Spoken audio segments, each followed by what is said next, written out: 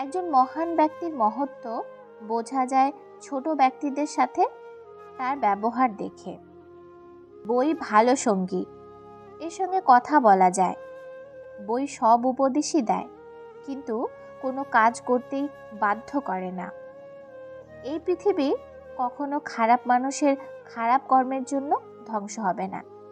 যারা খারাপ মানুষের খারাপ কর্ম দেখেও কিছু করে না, তাদের জন্যই পৃথিবী ধ্বংস হবে।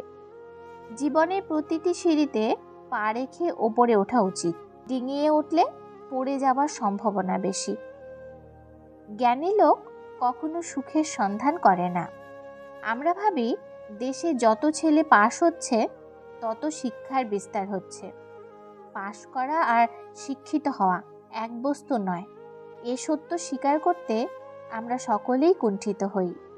বড় হতে হলে সর্বাগ্রে সময়ের মূল্য দিতে হবে।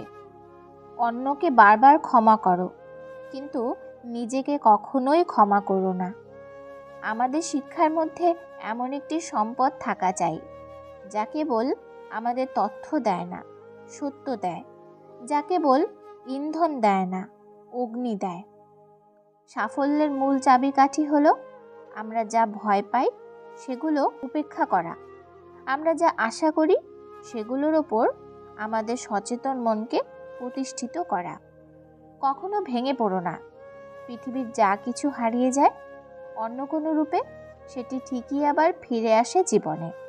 সুখে থাকাই জীবনের চরম সার্থকতা নয়, বরং কাউকে সুখে রাখতে পারাটাই হলো জীবনের সবচেয়ে বড় সার্থকতা। কখনো হাল ছেড়ে দিও না।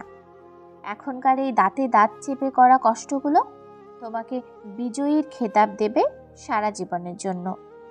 আপনি জলাশয়ের সেই নুড়ি হতে চাইবেন, যা পরিবর্তনের জন্য তরঙ্গ সৃষ্টি করতে পারে। শত্রু মরে গেলে আনন্দিত হবার কারণ নেই।